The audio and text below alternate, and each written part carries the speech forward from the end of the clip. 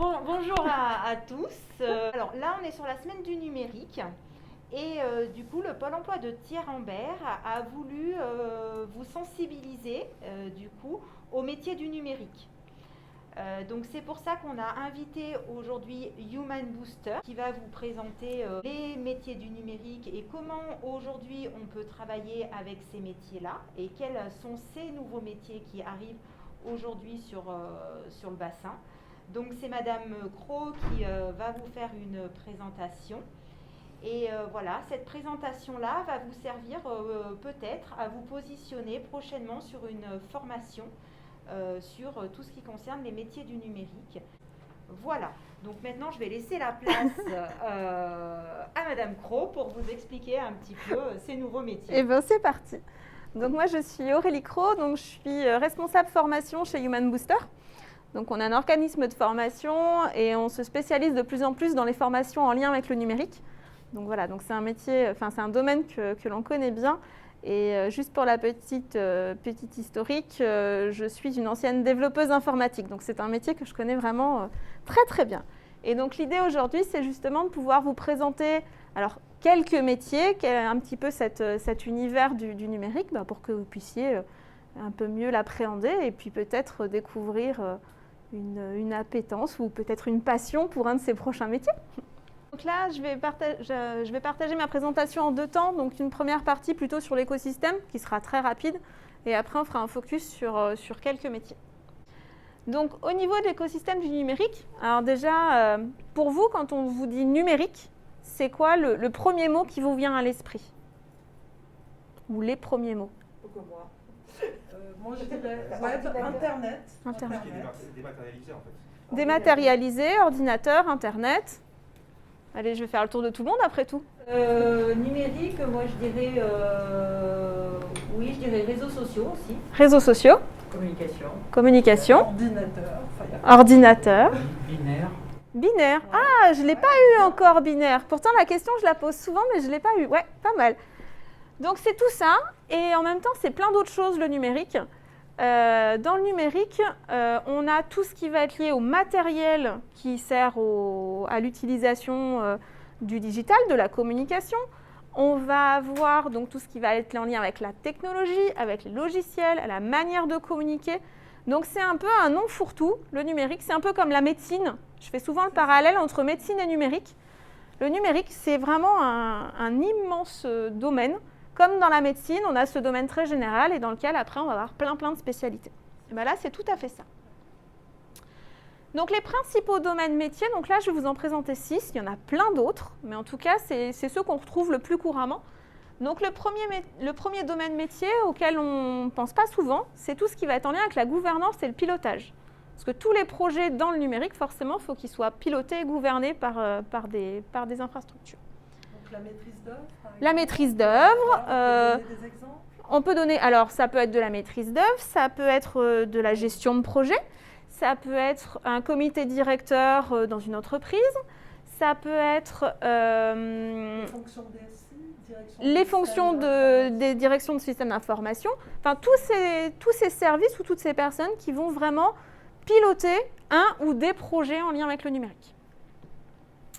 Le deuxième domaine métier, c'est tout ce qui va toucher la conception et le développement. Donc, conception et développement, ça va être tous les métiers qui vont concevoir des projets numériques. Alors là, c'est pareil, ça peut partir aussi bien d'un site web, d'une application, qu'elle soit logicielle ou sur un site. Ça peut être aussi tout ce qui va être conception et développement de projets qui vont utiliser le numérique. La robotique, par exemple, ça reste un projet de conception et de développement. Donc voilà, là, on va être sur les personnes qui vont réfléchir à la solution et qui vont la mettre en œuvre. Ensuite, on a le domaine du marketing digital et de la communication. Bon, là, voilà, c'est ce domaine large de comment je communique et comment j'utilise mes supports numériques pour communiquer. Tout ce qui va toucher au système, réseau et exploitation. Donc là, on va arriver sur des choses qui vont être plus concrètes, plus matérielles. Donc, toute l'organisation des réseaux de l'entreprise. Donc, réseau, ça va aussi bien être le réseau intranet, donc à l'intérieur. La gestion de la connexion sur l'Internet, la télécommunication au sein de l'entreprise, donc voilà, tout ce qui va être sur ces parties-là. Les systèmes, c'est tout ce qui va toucher au matériel plutôt orienté serveur et infrastructure, les ordinateurs, les imprimantes, enfin voilà, tout ce qui va être matériel. Exploitation, c'est forcément gérer toutes ces parties-là. La maintenance, le dépannage, les mises à jour. La continuité du service. Voilà, les continuités de service. Il y a énormément de... Il y a beaucoup de domaines. Le cinquième, c'est la data. Donc la data, c'est tous les métiers qui vont utiliser la donnée pour l'exploiter. Donc généralement, on est plutôt sur des parties relativement en lien avec les statistiques ou de l'analyse, dans le but de les exploiter, souvent pour de la stratégie ou de la prise de décision.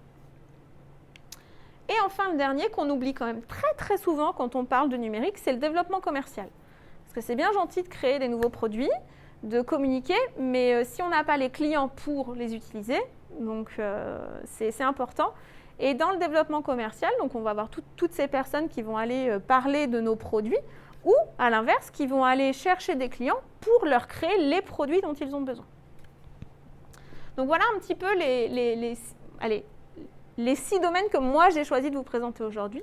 On pourra en retrouver d'autres. Et puis, au fur et à mesure du temps, les domaines se créent aussi. Donc, on a probablement des domaines qui n'existent pas aujourd'hui, dans 2 ans, qui auront peut-être pris plus de place que tous les autres. Un secteur très tendance actuellement, c'est l'intelligence artificielle. Donc, oui. Il y a, voilà, je dirais des formations spécifiques dans ce domaine. On va vraiment vers l'IA. C'est ça. C'est un secteur en pleine mutation, donc qui évolue, qui va continuer à évoluer.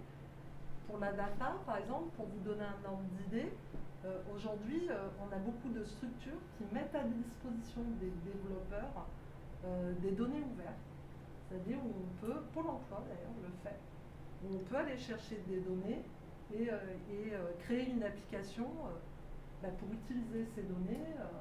C'est ouvert sur l'innovation, sur le service qui peut être rendu au grand public, à l'entreprise.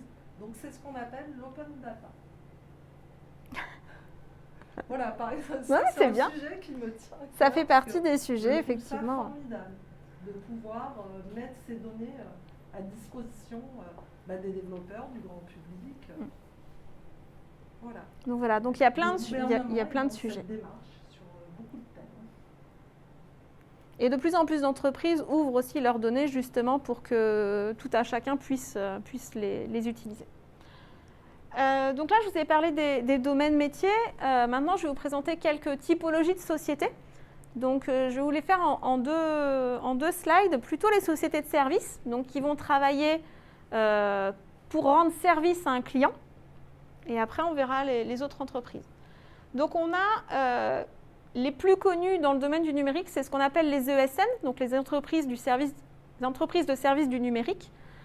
Donc là, on va retrouver des grosses sociétés, ou des petites d'ailleurs, qui vont être là pour accompagner leurs clients, soit dans de l'audit, dans de la conception, dans du développement, dans de la maintenance, mais pour un but précis du client. Donc les grosses sociétés qu'on peut retrouver dans la région, on va retrouver CGI, Atos, Sopra Steria, Capgemini, enfin voilà. Ça c'est pour les grands noms. Après, il y a des petites aussi sur la région. Anciennement, on parlait de SS2I. Exact. Donc, les sociétés de services informatiques sont devenues des ESN. Et on a également la possibilité d'être mis à disposition dans une entreprise pour une ESN. Faut le savoir. Oui, c'est ça. Donc dans l'ESN, en fait, il y a deux façons de travailler au sein de l'ESN. C'est soit l'employé de l'ESN va travailler dans l'entreprise cliente. Dans ce cas-là, on parle de régie. Et le deuxième cas de figure, c'est le client a un besoin. Le besoin est traité dans l'ESN, en présentiel dans les locaux de l'ESN. Et dans ce cas-là, on est sur ce qu'on appelle un forfait. Donc en fait, on va mettre à disposition nos propres ressources pour élaborer un sujet pour quelqu'un. La deuxième société de services dont je voulais vous parler, c'est ce qu'on appelle les sociétés de conseil en technologie.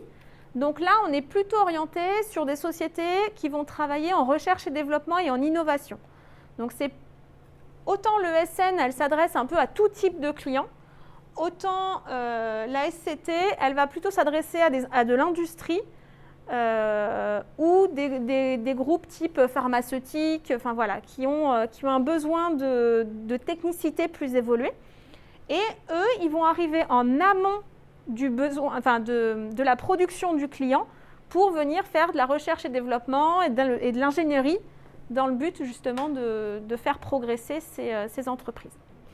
Et ces deux typologies d'entreprises fonctionnent beaucoup en binôme. Une qui va s'occuper de la recherche et développement et l'autre qui va s'occuper de créer en fait le produit pour le client. On retrouve aussi dans ces sociétés de services des agences web. Donc les agences web, c'est des sociétés qui vont être spécialisées dans les domaines du web. Donc on va y retrouver de la création de sites web, de la communication digitale, du marketing, de la création de contenu type infographie, mais tout ce qui va être à destination du web. Donc là, c'est pareil, on est sur des sociétés qui peuvent être des toutes petites sociétés comme des grosses sociétés. Là, comme ça, je n'ai pas de nom d'agences web qui me viennent, j'en ai pas en tête, mais voilà, il y a pas mal d'agences web dans le... Elles sont souvent intégrées en entreprise, enfin tout ce qui est... Ah non, on a des vraies agences qui sont dédiées et qui travaillent pour des clients. Sur Clermont et sur le bassin, déjà à Thiers, je crois qu'il y en a 2 ou 3. Et après, il y en a une autre quarantaine. À Clermont, c'est des agences de com digital, en fait, des agences web spécialisées. Il y en a quand même quelques-unes dans la région. Ouais. Bon, je suis en train de chercher les noms, mais je sais qui offrent leurs services. Voilà, c'est ça, qui offrent les services pour les clients. Tout à fait. Ensuite, on a tout ce qui va être entreprise spécialisée pour les clients. Donc, ça peut être, par exemple, Orange. Orange qui va mettre en place la téléphonie pour des clients d'entreprise. Ça peut être des sociétés spécialisées en maintenance des serveurs, mais au service des clients, toujours, qui vont résoudre un besoin d'un client. Et enfin, on a les indépendants, parce qu'il ne faut pas les oublier. Ils sont de plus en plus nombreux, donc pareil, en fonction du domaine d'activité, on n'est pas obligé d'aller en salariat dans une entreprise, mais on peut monter son activité en tant qu'indépendant. Et là, ça demande de la polycompétence pour le coup, parce qu'il faut être bon gestionnaire en même temps que bon expert de son domaine, mais en tout cas, ça représente de plus en plus de part du marché, si je peux l'appeler comme ça. Et d'ailleurs, ça prend de l'ampleur. Et ça prend beaucoup d'ampleur. C'est ça. Les indépendants prennent une ampleur considérable. Donc, ils sont offreurs de services, sous-traitants. Alors, ils peuvent être sous-traitants des sociétés qu'on a vues avant ou peuvent travailler pour un client final. Donc ça, c'était les sociétés de services. Après, on a d'autres structures. On peut être un éditeur. Donc l'éditeur, c'est la société qui va être créatrice pour son compte de son produit. Donc ça peut être un logiciel, ça peut être un site web. Et dans ce cas-là, on maintient son propre produit. Et nos clients, ça va être des clients... on ne va pas travailler pour une entreprise, pour des clients. Voilà, on va travailler pour des clients directement. On a tout ce qui est start-up. Donc start-up, c'est vraiment ces petites entreprises innovantes sur un sujet bien spécifique, dont le but est de progresser très rapidement avant de devenir potentiellement un éditeur ou une autre société. Et on a tout ce qui va être service dédié dans l'entreprise. Ici, à Pôle emploi, il y a des personnes, il y a des services informatiques qui permettent de gérer en interne tous les outils, les réseaux, les logiciels, le parc informatique, etc. Donc, ces services dédiés au sein de l'entreprise, on le retrouve souvent dans les entreprises qui commencent à avoir une taille un peu conséquente et qui peuvent ou qui souhaitent intégrer le domaine du numérique au sein de leur entreprise. Donc, vous voyez, il y a énormément de domaines, il y a énormément de structures qui permettent de trouver sa place en fait en fonction de ce qu'on aime. Si on a envie de travailler seul, si on a envie de travailler en équipe, si on a envie de travailler pour une entreprise, enfin voilà.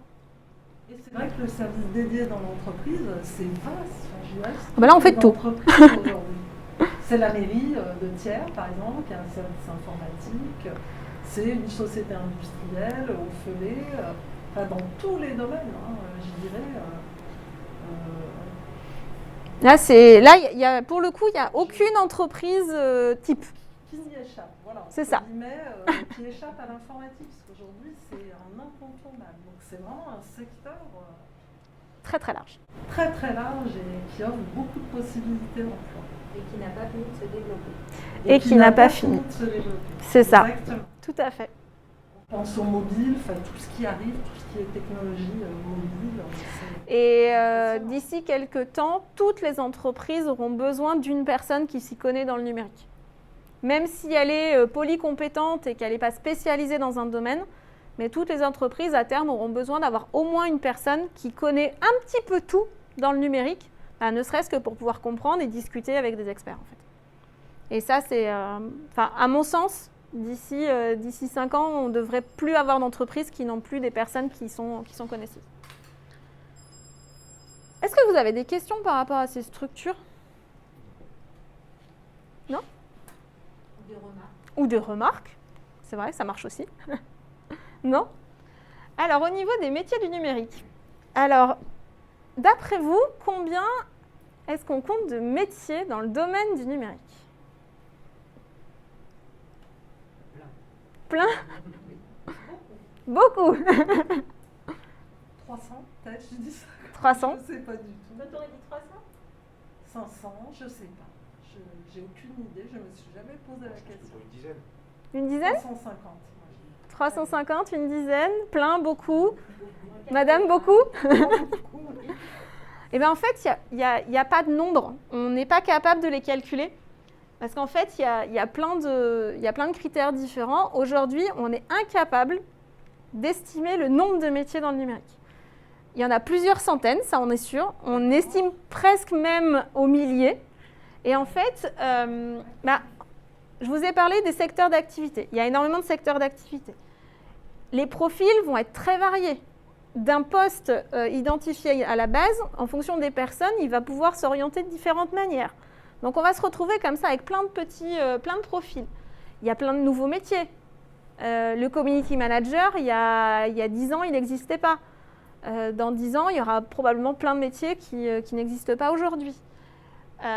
Et puis les nouvelles technologies, elles évoluent aussi. Il y a encore pas longtemps, la 5G, ça parlait à personne. Donc ça va créer des nouveaux métiers. Donc tout ça mis bout à bout, on se rend compte que au fur et à mesure, le nombre, il augmente. Alors, il y a certains métiers qui passent à la trappe, mais il y en a d'autres qui croient. Oui, c'est comme ça qu'on dit. J'ai eu un doute. Donc, voilà, on n'est pas capable de compter le nombre de métiers dans ce domaine. Donc, tout ça pour vous dire que c'est très, très large. Donc, je ne vais pas vous présenter tous ces milliers de métiers. On va éviter. Non. Non, vous n'êtes pas étonné. Ça paraît logique. D'accord. Ça paraît logique. Et vous, monsieur, vous disiez 10? Ouais, je pensais une dizaine en fait. Ouais, d'accord. Je Donc, pensais vous êtes surpris. Ouais. Un petit peu quand même. Je refais toujours mon parallèle avec la médecine. Dans la médecine, comme ça, quand on nous dit médecine, on se dit ouais, ok, bon, il y a le médecin généraliste, il y a le dentiste, à la rigueur, il y a l'ORL, il y a 3-4 spécialités. Mais en fait, quand on va creuser, on se rend compte que c'est pareil. Il y en a des quantités hallucinantes. Et en fonction de nos propres besoins, on va peut-être découvrir qu'il y a un spécialiste de l'orteil gauche, qu'il y a... voilà. Donc là, on est tout à fait dans le même parallèle. Donc moi, le premier métier que je veux vous présenter, c'est le développeur. C'est le métier qu'on assimile tout de suite au numérique. Enfin, souvent, dans la tête des gens, quand on parle numérique ou informatique, on pense au développeur. Et déjà là, vous allez voir, je vous présente le développeur, mais en fait, je vais vous en présenter 3. Donc, le développeur, c'est celui qui va concevoir et qui va développer donc, la solution technique. Donc, le premier que je vais vous présenter, c'est le développeur front-end. Alors ça, c'est le mot magique qui permet simplement de dire que cette personne va s'occuper de ce qui va être visible pour l'utilisateur. Donc, c'est celui qui va s'occuper vraiment de la partie ergonomie, de la partie graphique, de l'habillage, voilà, de l'habillage, et qui va travailler sur ce qu'on appelle l'expérience utilisateur, donc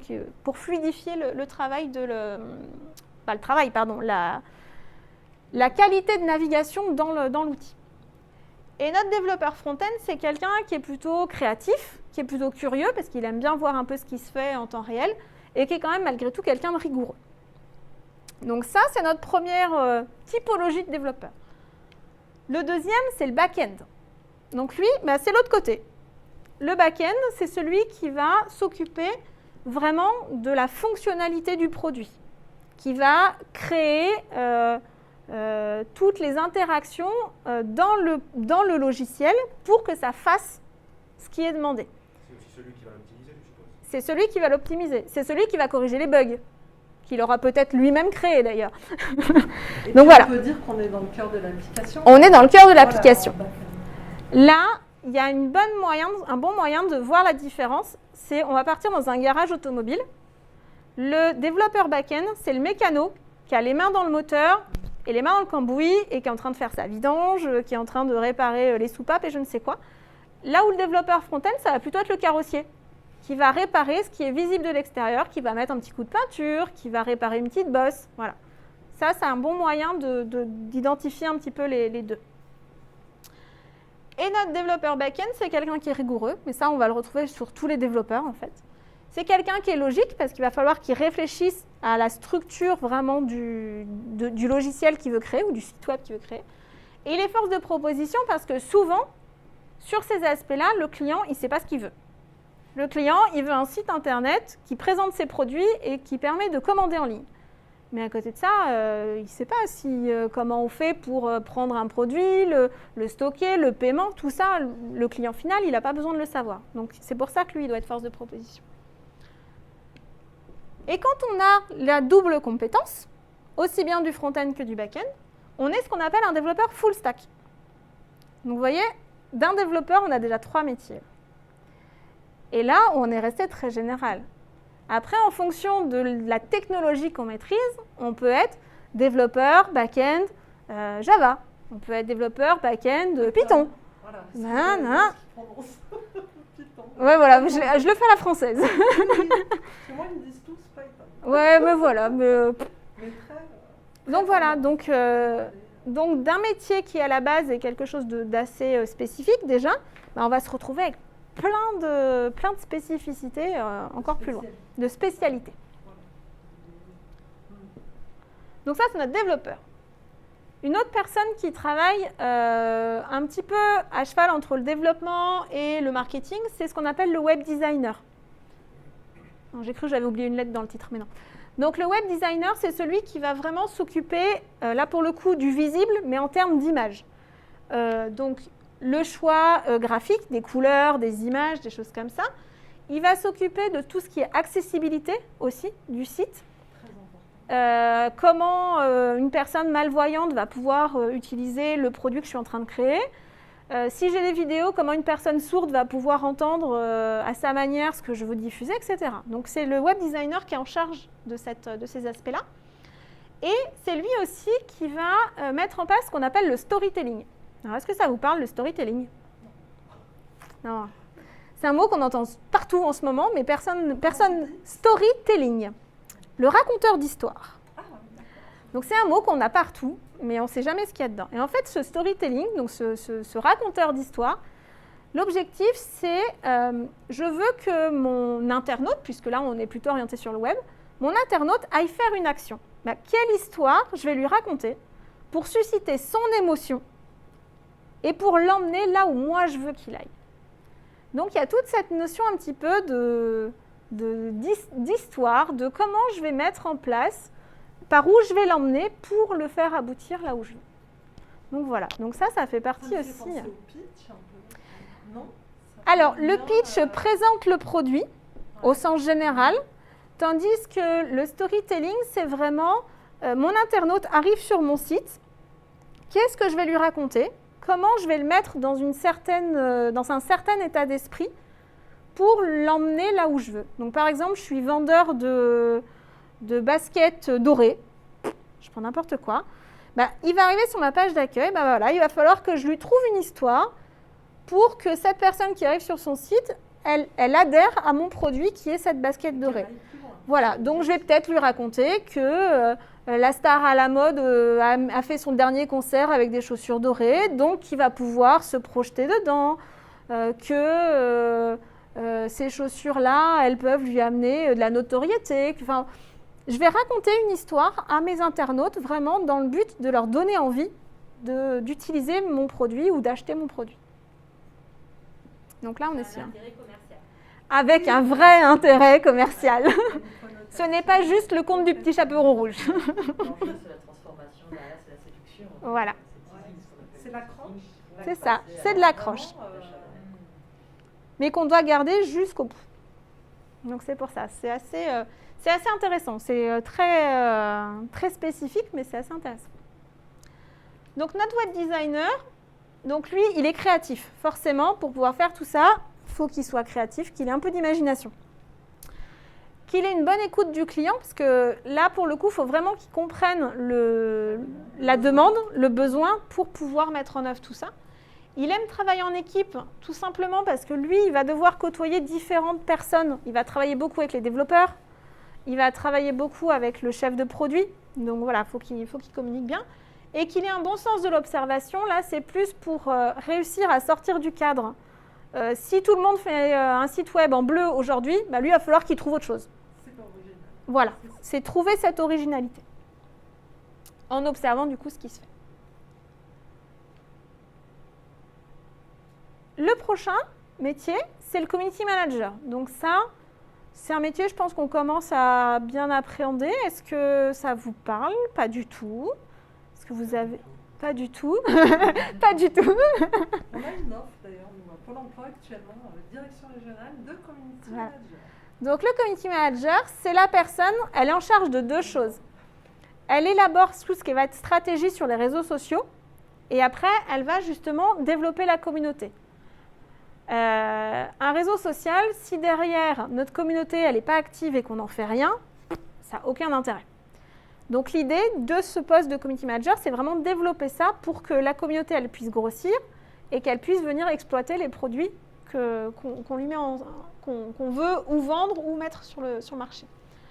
Donc les médias sociaux, on va retrouver les réseaux sociaux classiques, donc Facebook, Instagram, là plutôt grand public, Twitter, etc.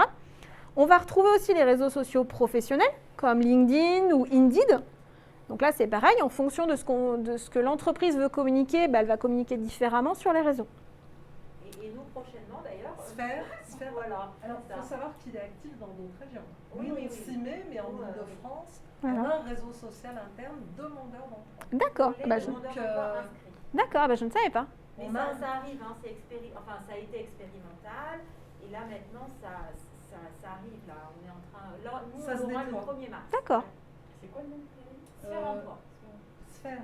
Et on a également un réseau social interne, c'est-à-dire à tout le personnel de Pôle emploi, donc qui est quand même considérable. C'est ça. Le réseau social, 55 000 agents, ça fait beaucoup. Donc déjà, pour en donner un effet, ordre on va avoir des collaborateurs qui vont devoir alimenter... Et qui vont être spécialisés sur ce réseau-là, par exemple. Voilà, tout à fait. Voilà. Donc là, voilà, on est totalement voilà, on dedans. tombe dans ce type de métier. Alors. C'est Qui ça. arrive chez nous, qui est nouveau. En Oui. tant que conseiller qui va passer de ce côté où il va être plutôt dans le community manager. Et il va avoir ce rôle-là, lui, en tant que conseiller aussi. Ouais. Et du coup, Je pense que c'est vraiment un secteur qui va exploser. Ouais. hein. D'animer. Voilà, il y a Voilà. YouTube aussi, Animer. énormément, où tu as beaucoup de personnes qui sous-traitent à des community managers, parce que c'est chronophage en termes de boulot, c'est que Oui, c'est il y a énormément de demandes. Pour ça, community manager, je pense que c'est dans les... et on peut l'avoir aussi bien en interne qu'en externe. Alors souvent, le community manager, on pense aux réseaux sociaux vers l'extérieur. Mais effectivement, en interne, on peut très bien avoir, dans des grosses structures, on peut très bien avoir besoin d'outils en interne. Et on peut être community manager en interne de la société. Donc notre community manager, c'est toute cette personne qui va répondre qui va interagir avec la communauté, qu'elle soit interne ou externe, qui va publier différents types de contenus, donc de la vidéo, des images, les petits chatons, parce que les petits chatons, tout le monde aime les petits chatons, donc des fois ça peut être aussi un moyen de faire un buzz. Et on a constaté ces derniers temps qu'une marque essaye de communiquer, ça ne marche pas. met une photo d'un chaton et là, tout de suite, Un écureuil aussi. ou un écureuil. En ce moment, en ce moment, c'est la marmotte qui est à la mode. Oui. Il y a une anecdote à Clermont, un imprimeur de Clermont, dans les transports de réception de sa marchandise, de son papier, s'est retrouvé un petit chaton coincé dans les palettes. Et ben, lui, il avait juste mis comme ça, il a dit, ah bah mince, ça a fait un buzz exceptionnel. C'est sûr. Tout con, c'était pas fait exprès, c'était pas Parce calculé. que ça pour le coup, touche il y a à pas quelque de- part. Mais c'est ça. Et ça a fait un bourré. C'est notre sensibilité. Hein. Donc c'est ça aussi, c'est trouver ce qui va attirer les gens à un moment donné. Et notre but, ben voilà, c'est d'accroître notre communauté et de dynamiser donc, cette communauté. Donc ça, donc notre community manager, si j'ai oublié de dire ce que... Donc lui, il est bon communicant, bah forcément, il va devoir communiquer avec plein de gens, donc il faut qu'il soit à l'aise dans la communication.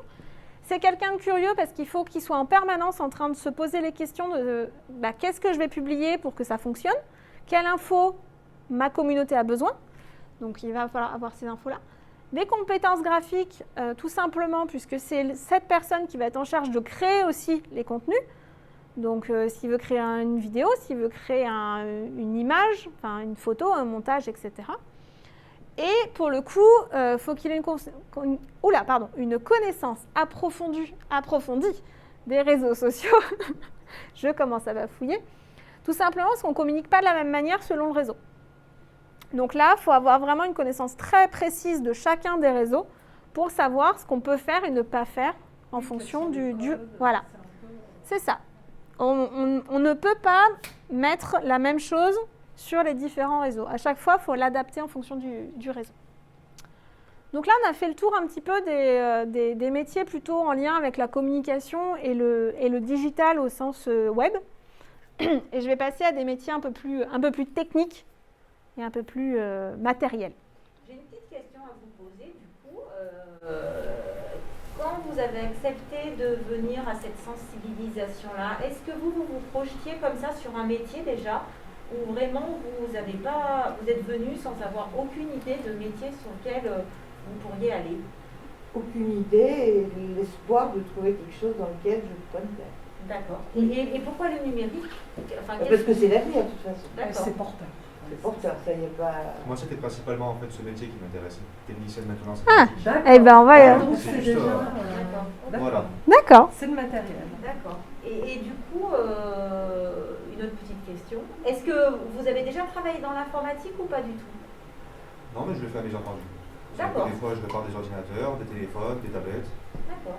Mais je le fais comme ça, sans Oui. formation, sans rien. Quoi. D'accord, dans vos loisirs. Voilà. Et vous, madame? Moi, je travaille depuis des années dans la bureautique, donc D'accord. Ouais, une il y a maîtrise déjà- du pilotage de Ouais, l'utilisateur. c'est ça. D'accord. Vous savez conduire.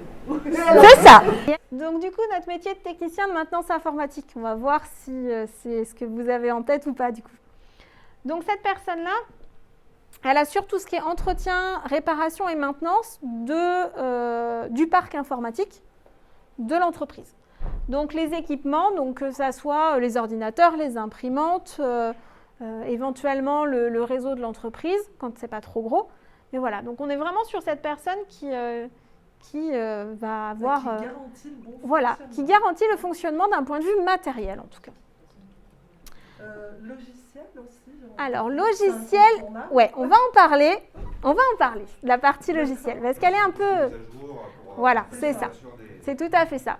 Donc au niveau du matériel, c'est s'assurer que le parc informatique est bien disponible pour les collaborateurs, c'est le maintenir, le dépanner, parce que forcément, donc, plus la maintenance sera bonne, moins il y aura de dépannage à faire, mais bon, on n'est jamais à l'abri d'une panne.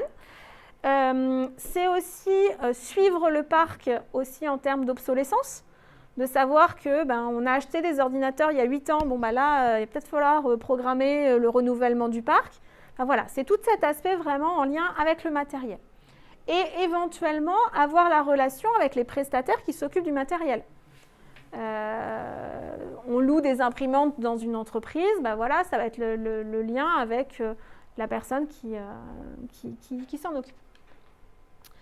Donc après, il y a toute la partie dépannage. Donc là, dépannage, c'est la relation avec les personnes avec qui on travaille. C'est OK, tu as tel souci, ton écran il s'allume plus, OK, toute la procédure de dépannage. Est-ce que c'est un problème d'écran? Est-ce que c'est un problème d'utilisateur? Parce que c'est souvent un problème d'utilisateur. Donc voilà, ça va être toute cette relation. Ça peut être aussi la carte graphique qui a problème. Voilà, il peut y avoir plein de choses. Donc c'est aussi cette personne, voilà, elle a toute cette façon de réfléchir pour dépanner. Et là, c'est plutôt sur la relation avec les autres, dans la formation. Donc on parlait tout à l'heure de logiciel. C'est la personne qui va s'occuper de maintenir donc, les logiciels à jour, sans forcément avoir une connaissance métier du logiciel. Notre technicien de maintenance, si le service comptable a un problème avec le logiciel de paye, il ne va rien pouvoir y faire. Mais par contre, c'est lui qui va venir expliquer aux utilisateurs en leur disant, bah voilà, on a un nouveau logiciel de paye, c'est tel organisme qui va s'en occuper, mais par contre, s'il y a le premier souci, vous pouvez me prévenir, etc. Et c'est cette personne qui fait les mises à jour. Donc on a quand même un rôle un petit peu de formation, on peut l'appeler comme ça, vis-à-vis des autres collaborateurs avec qui on travaille. Un niveau, Voilà. je dirais, voilà, de dysfonctionnement. Alors, en termes de niveau, il y a ce qu'on peut résoudre soi-même, d'accord? Et puis après, il y a ce qui passe, je dirais, à un service spécialisé, expert. Voilà. Ça remontera peut-être d'ailleurs jusqu'aux développeurs. Peut-être. Voilà, donc du coup, ça peut permettre d'apporter des demandes d'évolution fonctionnelle. Enfin, c'est vaste. Hein, c'est très très vaste. Et ce métier, on est vraiment à la base sur un métier de technicité matérielle, mais qui peut vite aussi s'élargir dans d'autres domaines. Et là, pour le coup, on est sur des personnes qui ont besoin d'être disponibles et réactifs. Ça, c'est vraiment dans le sens où si un collaborateur a un souci avec son matériel, il faut que notre technicien il réponde tout de suite. On ne va pas laisser attendre pendant une semaine en disant oh, ton ordinateur il ne marche pas, attends, j'ai un autre truc à faire, là c'est bon. Non, donc voilà, il y a vraiment tout ce côté réactif. Une bonne gestion du stress, tout simplement parce que quand il va y avoir des grosses pannes, il va falloir pouvoir assumer aussi ce pic de stress et le gérer, tout en gérant ce qu'on a. De la rigueur de la méthode, donc ça forcément, ça va demander tous ces aspects de méthodologie pour bien organiser son suivi du parc, sa maintenance et prendre les dépannages au fur et à mesure qui vont tomber, parce que là, pour le coup, c'est un peu compliqué de prévoir les pannes. Et puis, un côté quand même assez pédagogue, c'est ce que je disais tout à l'heure, pouvoir expliquer aux utilisateurs pourquoi en fait cette panne, ce n'est pas une panne, parce que des fois, c'est juste un problème de mauvaise utilisation. On entend souvent dans les hotlines les personnes qui vont dire ok, ouvrez la fenêtre, la personne qui arrive et qui ouvre la fenêtre du bureau. Non, donc ça fait partie de la pédagogie, d'expliquer, de trouver les bons mots en fonction des bons utilisateurs. Est-ce que vous aviez ça en tête? Oui, c'était ça en fait. C'était ça? Voilà. puis un côté préventif. Ah oui, il y a du préventif. De conseils pour éviter que ça se des reproduise. problèmes se renouvellent. C'est ça. Bien utiliser son matériel, avoir les bons réflexes. Il y a plein de choses qui vont avec. Donc, mais dans tous ces métiers, on a pédagogique. beaucoup de choses, ouais. Et on a un autre métier, alors qui peut être fait par la même personne, mais que moi j'ai préféré dissocier pour les explications, c'est le technicien en réseau et télécommunications. Donc lui, il va être vraiment spécialisé réseau et télécommunications, donc réseau au sens filaire, les câbles pour se connecter à Internet, le Wi-Fi, etc. La fibre, tout ce qui va toucher à la téléphonie. Donc là, on part du réseau et donc sur le même principe que notre technicien de maintenance au niveau du parc, là c'est la même chose mais sur les réseaux et la télécommunication. Donc il va devoir les installer, les maintenir, les réparer. Et là, il y a un autre petit point qui est important. Là, on va parler aussi de sécurité. On a de plus en plus d'attaques qui viennent de cyberattaques qui arrivent par les réseaux. Donc c'est aussi le rôle du technicien réseau de sécuriser le réseau pour éviter d'avoir des attaques de l'extérieur. Donc voilà, ça fait aussi partie de ces rôles. Et au niveau des savoir-être, on est à peu près sur les mêmes que notre technicien de maintenance, puisque ça demande à peu près les mêmes choses. Donc de la logique, de la pédagogie, du sens de l'observation. Donc là, c'est parce qu'on va plutôt être sur des choses qui vont demander un peu plus de réflexion pour aller chercher les pannes notamment. Disponibilité, réactivité, gestion du stress, bon, bah, ça c'est le côté dépannage pour pouvoir être réactif. Et donc on a ces deux techniciens qui, selon les structures, peuvent être vraiment deux personnes distinctes ou être un technicien qui fait aussi bien infrastructure et aussi bien parc informatique que infrastructure.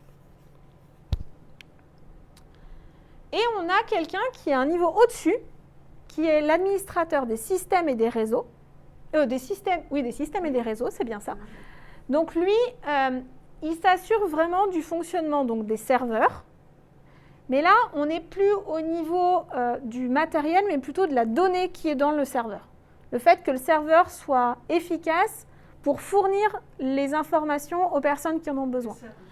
Et le réseau informatique, pour la même raison. En fait, il y en a un qui s'occupe vraiment du matériel, quand l'administrateur, il va plutôt s'occuper du service pas produit, mais rendu disponible par. Bon, du coup, c'est ce que je viens de dire.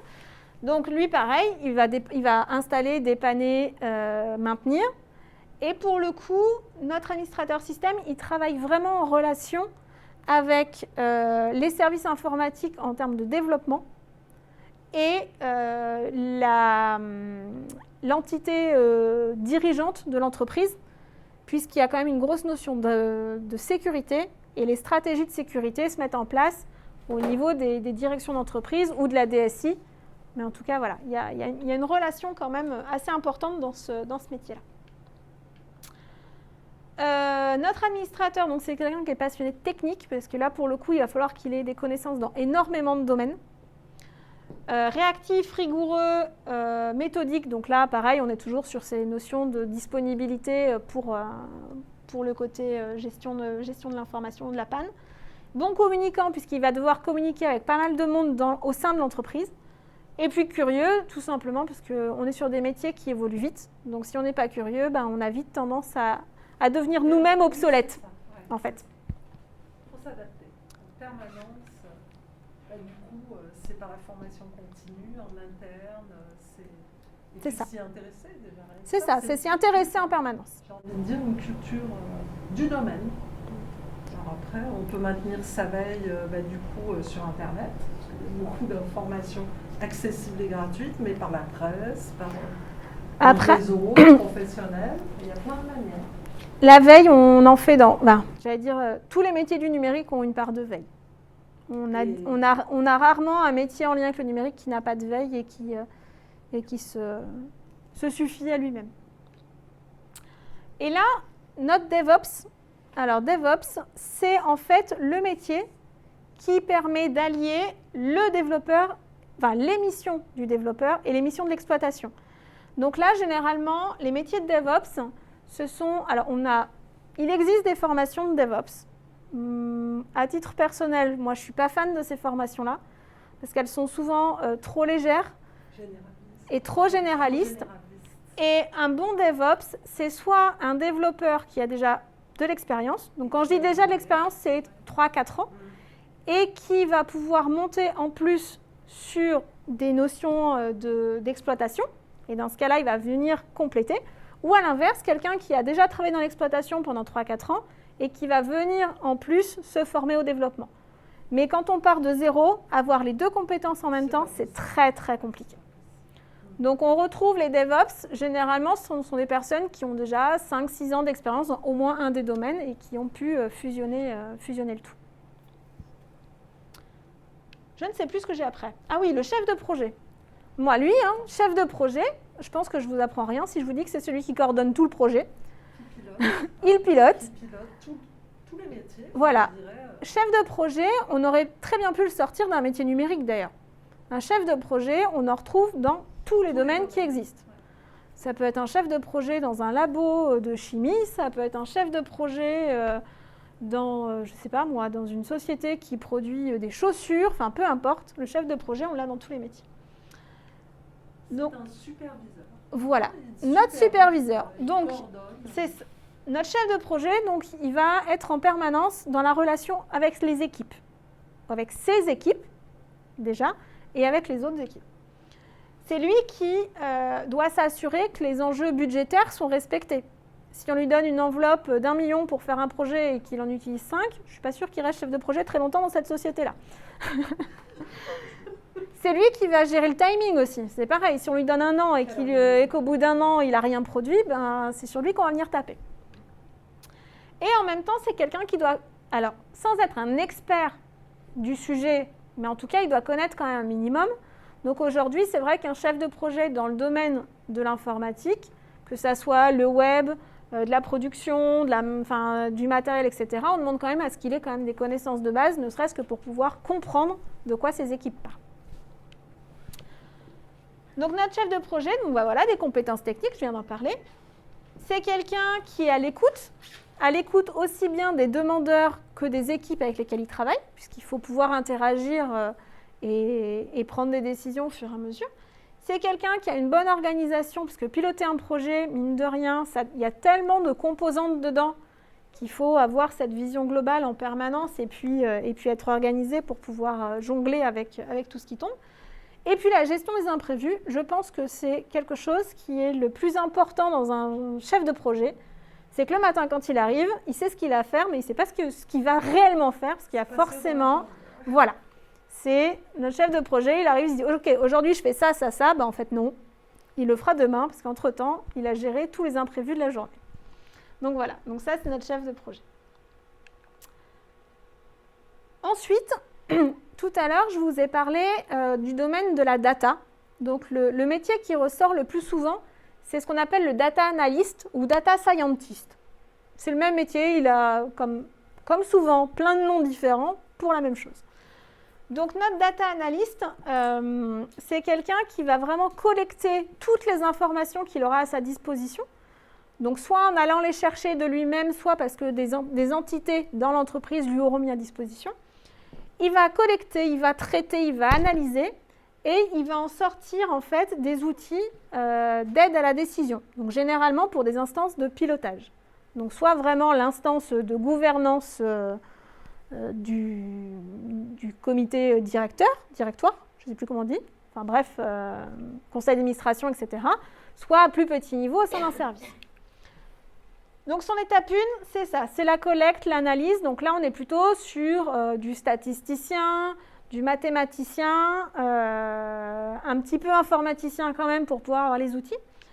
Et puis après, c'est le côté communicant qui va devoir ressortir, c'est faire la présentation de tout ce que j'ai sorti, de toute l'analyse que j'en ai faite, pour pouvoir la donner aux personnes qui vont prendre la décision grâce à ça. Donc c'est quelqu'un de très rigoureux. Forcément, là, quand il va analyser ses données, il ne va pas pouvoir prendre de biais les données qui vont lui être fournies. Sinon, ça peut avoir des impacts plus qu'énormes sur la stratégie de l'entreprise. Organisé, forcément. Et endurant, tout simplement, parce qu'il faut travailler en permanence avec des gens qui sont décideurs, mais qui ne connaissent pas les données qu'on est en train de traiter. Donc l'endurance, elle est plus dans le sens être capable au long cours, de faire comprendre aux gens des choses qu'ils n'ont pas forcément en tête et qui n'ont pas forcément même l'envie d'écouter ce qu'on leur dit. Donc voilà, ça demande... c'est un travail de marathonien. Oups, pardon. Et enfin, le dernier métier que je voudrais vous parler, alors nous, on l'appelle référent digital. Il n'a pas encore vraiment de nom. Il peut être conseiller numérique, il peut être... comment je l'ai vu dernièrement ? Ambassadeur du numérique. Bon, enfin bref, il a plein de noms aussi, ce métier-là. En fait, c'est la personne qui va être polycompétente dans les secteurs du numérique. Donc, c'est ce que je vous disais tout à l'heure. C'est cette personne que moi, je pense, qui va arriver dans les prochains mois ou années au sein de toutes les entreprises, qui a cette connaissance de base d'un peu tout et qui va être capable aussi bien d'installer une imprimante que de gérer le site internet de l'entreprise. On va les retrouver surtout dans les PME. Les PME qui n'auront pas forcément les moyens d'avoir des spécialistes. Donc notre référent digital, donc déjà, il a une grosse culture du numérique. Il sait ce qui se passe. Pareil, il est en veille permanente. il maîtrise bien les outils bureautiques. Il connaît un petit peu tout ce qui va toucher au système d'exploitation, au réseau, au matériel, justement, pour pouvoir dépanner le petit matériel au long cours. Il va être capable de gérer la communication digitale de manière classique, on va dire. Le réseau social les réseaux sociaux de l'entreprise, de pouvoir mettre à jour le site internet, des petites choses comme ça. Et d'avoir un petit peu de connaissances en front design ou donc en web design et un petit peu en développement, parce que c'est lui, plutôt que d'avoir à chaque fois à rappeler une entreprise spécialisée, c'est lui qui va pouvoir faire les petites mises à jour. Par exemple, on va mettre des nouvelles photos sur le site internet, changer une couleur, adapter quelques éléments.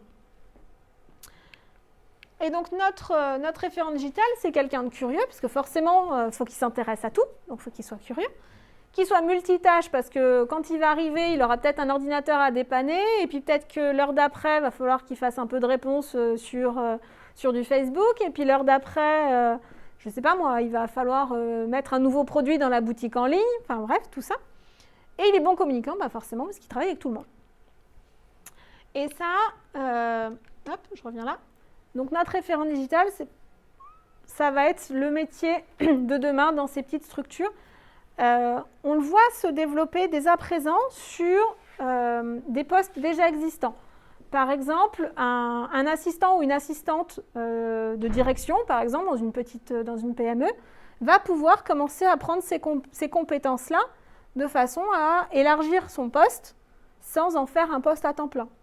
On peut le retrouver sur des personnes qui vont s'occuper de la logistique dans une société, qui vont reprendre quelques petites compétences, etc. Donc ça peut être aussi un moyen d'élargir les compétences d'un poste déjà existant pour pouvoir travailler sur plus de domaines. Est-ce que vous avez des remarques, des questions, Non. D'après vous, alors c'est les chiffres de 2019, parce que je n'ai pas trouvé les chiffres de 2020 encore, mais combien il y a eu d'offres d'emploi, donc des offres d'emploi réelles dans le secteur, pour la région simplement, sur cette région Auvergne-Rhône-Alpes? 300. 300? Ouais, moi j'irais bien même au-dessus. Au-dessus? Ouais, je dirais. Du coup, par rapport à ce que je disais tout à l'heure, parce que je disais 100 000, je ne sais pas si c'est pas 230, les prévisions de recrutement, donc on peut se baser dessus. Ouais, moi je dirais au moins 700, 800, plus. 700-800? Je sais pas, je suis peut-être à côté. On était à 2210 offres sur l'année pour la région. Donc on voit que c'est un secteur qui est porteur. C'est Auvergne-Rhône-Alpes. Et les Rhône-Alpes plutôt situés, j'ai envie de dire, sur Lyon. Il y en a partout. On en trouve partout.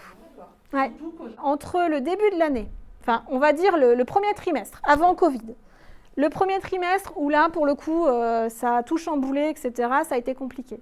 Depuis la rentrée de septembre, il y a énormément d'entreprises qui se rendent compte qu'en fait, avant, elles ne voulaient pas de télétravail parce qu'elles pensaient que ça coûtait, que les employés ne travaillaient pas, que c'était compliqué à suivre, etc. Et en fait, là, il y a un vrai changement des mentalités.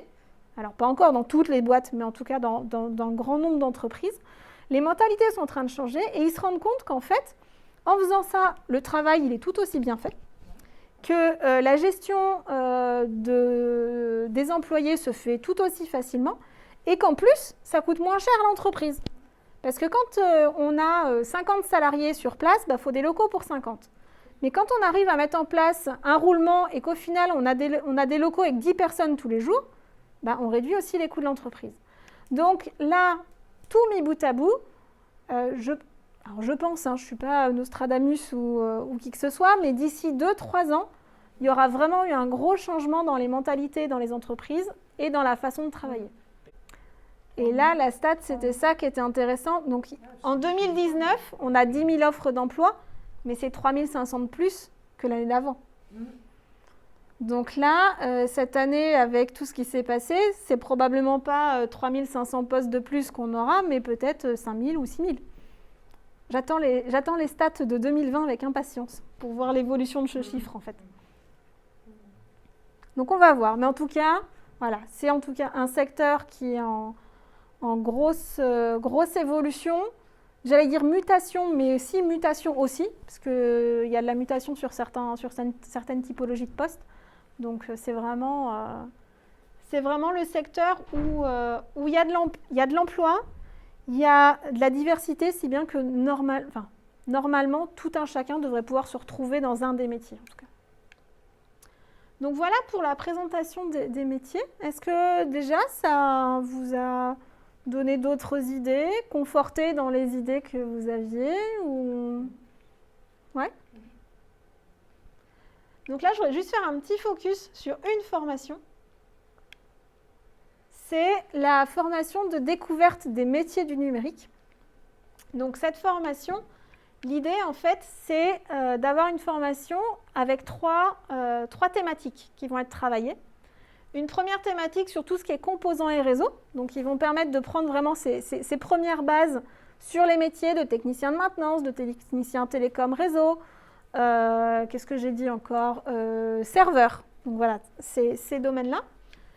Une composante en lien avec le développement web pour commencer à voir un petit peu qu'est-ce que c'est le développement web, quels outils j'ai à ma disposition, commencer à prendre les premières bases. Et le dernier tiers sur la communication digitale, donc les réseaux sociaux, le community management, comment créer du contenu, etc., etc. Donc cette formation-là, elle est vraiment orientée sur ces trois composantes-là à part égale. On n'a volontairement pas mis plus d'heures sur l'un que sur l'autre. C'est vraiment ces trois composantes-là. Elle se fera ici à Thiers. Elle démarrera le 16 mars jusqu'à juillet, donc sur 3 mois et demi.